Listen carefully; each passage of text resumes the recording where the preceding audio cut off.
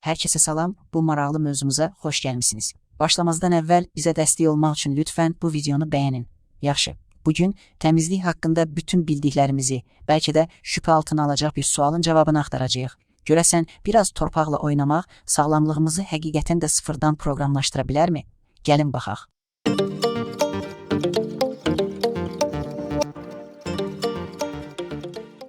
Gəlin bir anlıq düşünək. Bir oyun meydançasını dəyişməklə bir uşağın bütün immun sistemini cəmi bir ayda, bəli, 30 günə gücləndirmək mümkündür. Bu elə-belə havadan götürülmüş bir sual deyil, yox. Bu, Finlandiyada aparılan və nəticələri ilə bütün dünyanı heyrətləndirən real bir təcrübənin əsas sualıdır. Təsəvvür edin, təcrübənin özü əslində çox sadə idi. Tədqiqatçılar iki tamamilə fərqli mühit yaratdılar. Bir tərəfdə hamımızın tanıdığı o standart şəhər bağçası var. Hər yer asfalt, rezin, demək olar ki, cansız, steril bir mühit. Digər tərəfdə isə əsl meşədən gətirilmiş torpaqla, otla, canlı bitkilərlə dolu bir həyat. Sanki kiçik, nəfəs alan bir ekosistem. Fərq elə deyilmi göz qabağındadır.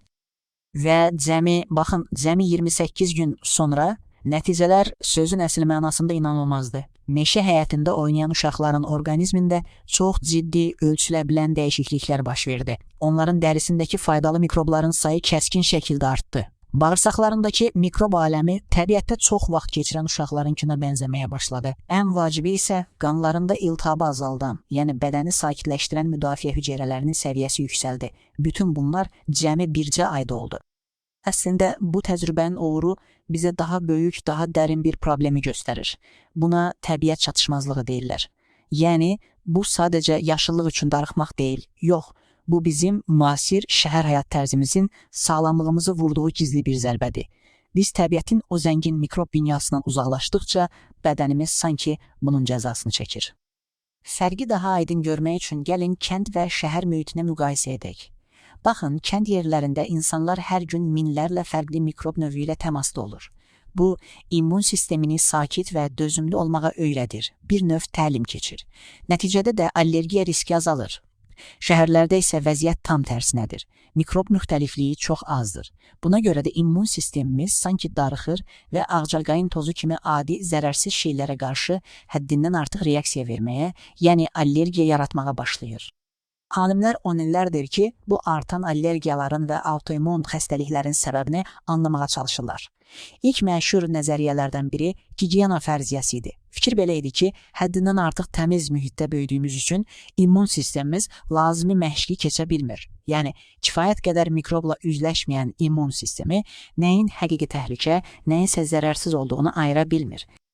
Ancaq zaman keçdikcə elm bu fikri daha da dəqiqləşdirdi və ortaya köhnə dostlar fərziyyəsi çıxdı. Bu nəzəriyyə deyir ki, əsas məsələ təhlükəli mikroblarla, yəni infeksiyalarla qarşılaşmamağımız deyil, əsl problem milyonlarla il boyunca bizimlə birlikdə təkamül edən o zərərsiz, faydalı köhnə dostlarımızla, yəni mikroblarla əlaqəni itirməyimizdir. Məhz bu dostlar immun sistemimizə düzgün işləməsi üçün lazım olan həyati məlumatları ötürür. Amma dayanın, bu hələ hamısı deyil. Hekayə bununla bitmir. Torpaqla təmasın faydaları təkcə allergiyaları azaltmaqla məhdudlaşmır. İndi gəlin işin bəlkə də ən heyrətəmiz tərəfinə keçək. Torpağın birbaşa bizim beynimizə olan təsiri. Baxın, tanınmış tədqiqatçı Christopher Lowry deyir ki, torpaqdakı bəzi bakteriyalar beynimizdə xoşbəxtlik hormonu kimi bildiyimiz serotoninin istehsalını artırır. Yəni, bir növ təbii antidepressant rolunu oynayır. Bəli, tamamilə düz eşitdiniz. Torpağın içindəki mikroblar bizim əhvalımızı yaxşılaşdırmaq gücünə malikdir. Yaxşı, bəs bu möcüzəvi təsirdən məsul olan konkret kimdir? Gəlin tanış olaq, Mycobacterium vacca. Torpaqda yaşayan və insan üçün tamamilə zərərsiz olan bu bakteriyaya heç də boş yerə torpaqdakı antidepressant demirlər. Səbəbi isə həqiqətən də çox maraqlıdır. Yaxşı, bəs bu proses necə işləyir? Əslində çox məntiqlidir. Hər şey torpaqla təmasla başlayır. Nəfəs aldıqda və ya torpağa toxunduqda bu M-VAC-E bakteriyası bədənimizə daxil olur. Bu bədəndə kiçik, nəzarətli bir immun reaksiyası yaradır. Bu reaksiya isə bir siqnal kimi beyinə ötürülür və orada serotonin istehsal edən neyronları sanki yuxudan oyadır. Nəticə, daha çox serotonin, daha yaxşı əhval-ruhiyyə və daha az narahatlıq hissi. Və bu sadəcə bir nəzəriyyə deyil, təcrübələrlə də sübuta yetirilib. Məsələn, bir araşdırmada M-Vaccei bakteriyası verilən siçanlar labirintləri digər siçanlara nisbətən düz 2 dəfə daha sürətlə keçiblər. Amma təkcə sürətli deyildilər, həm də daha az stres və narahatlıq əlamətləri göstərirdilər. Bu, torpaq mikroblarının bizim öyrənmə qabiliyyətimizə və zehni aydınlığımıza birbaşa təsir edə biləcəyinin çox güclü bir sübutudur. Beləliklə, bütün bu məlumatları bir yerə yığanda ortaya tək, amma çox güclü bir nəticə çıxır. Bizim fərdi sağlamlığımız planetin sağlamlığından ayrı bir şey deyil. Biz təbiətdən kənarda dayanan varlıqlar deyilik. Biz ekosistemin özüyük, onun bir parçasıyıq. Bədənimiz və zehnimiz ətrafımızdakı dünya ilə daim, bir an belə dayanmadan dialoqdadır. Yaxşı, bəs bütün bu məlumatlarla nə edək? Gündəlik həyatımıza bunu necə tətbiq edə bilərik? Əslində, həyatımızı biraz vəhşiləşdirmək, yəni təbiətə yaxınlaşdırmaq üçün bir neçə çox sadə yol var. Bağda biraz işləmək, parklarda tez-tez gəzmək, evdə dibçək bitkiləri saxlamaq və ya qizamızda daha çox fərqli bitkilərə, göyərtilərə yer vermək.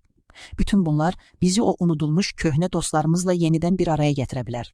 Unutmayın, məqsəd çirklənmək deyil, təbiətlə itirdiyimiz o əlaqəni yenidən qurmaqdır. Və bütün bunlar bizi son, amma çox düşündürücü bir suala gətirib çıxarır.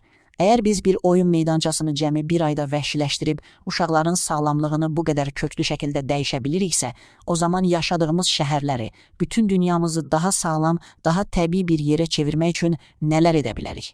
Bu təkcə bizim fərdi sağlamlığımızla deyil, bütün cəmiyyətimizin gələcəyi ilə bağlı bir sualdır. Daha çox belə məlumatlar üçün bizi izləyin və hələlik, sağ olun.